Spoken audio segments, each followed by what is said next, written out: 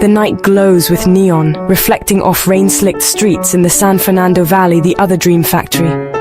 Here, a different kind of star was born, their names whispered in the shadows of darkened theaters. The allure was undeniable, a world of liberation, fantasy, and the promise of quick fame. But every dream has its shadow. Behind the glamour lies a complicated truth, an industry built on the illusion of intimacy, where freedom can become confinement. For some, it was a way out, money for college, a rebellion, or the intoxicating pull of being seen. Yet, the cost was often more than money. The line between performance and reality blurred, leaving many lost in the machinery of production. We rarely look past the fantasy to see the person behind it. This documentary is dedicated to those who stepped in front of the camera, for better or worse. We'll explore their stories, not to judge, but to understand. What does it mean to sell your image, your intimacy? What happens when the fantasy fades? This is the story of the adult film industry told by those who lived it. The 70s brought porno chic. Adult films entered the mainstream and unlikely stars emerged. Marilyn Chambers, once the face of Ivory Snow, became a symbol of the sexual revolution, but her fame was a double-edged sword. She challenged norms but struggled to escape the shadow of her past, her later years marked by hardship and regret. Ron Jeremy, the everyman with a mustache, became the industry's jester and ambassador, turning flaws into fame. But his story darkened. Allegations of sexual assault shattered his persona, forcing a reckoning with the industry's darker side. These icons' legacies are complicated, stories of highs and devastating lows. The glamour of stardom often hid a more sinister reality.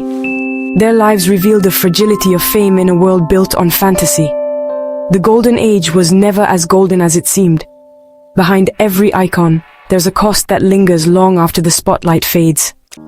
To understand this world, listen to those who lived it. Jessica, a former actress, recalls feeling powerful, choosing her scenes, owning her sexuality, making more than her father.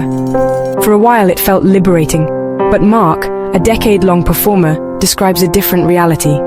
You think you're in control, but you're not. You're a product. The line between choice and coercion blurs.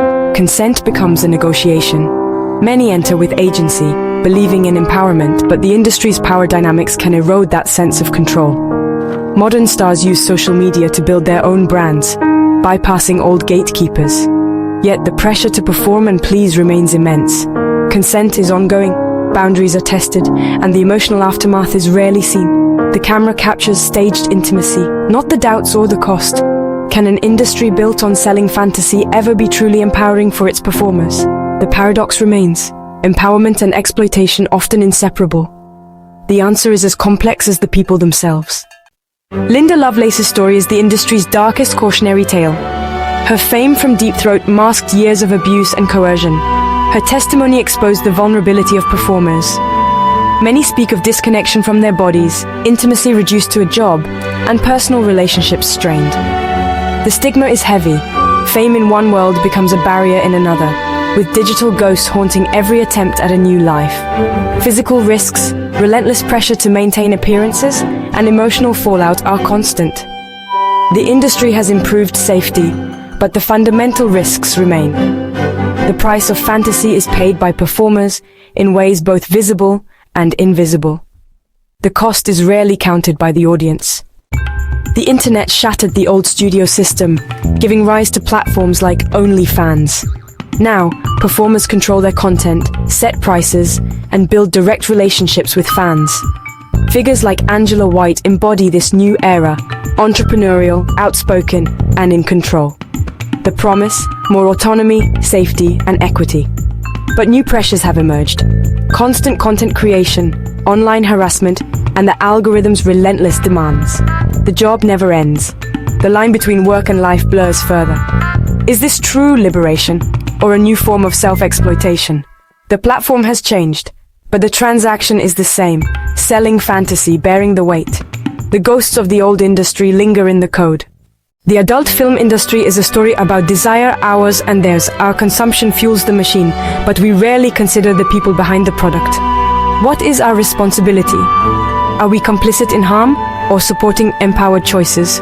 The answer is complex. Our gaze can validate and objectify at once. The legacies of these stars are woven with triumph and tragedy, resilience and regret.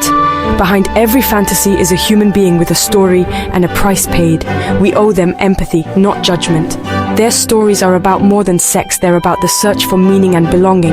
As the credits roll, their faces linger, a reminder of the true cost of fame. The ghosts in the machine, the stars who risked everything, leave us to ponder what we're really buying.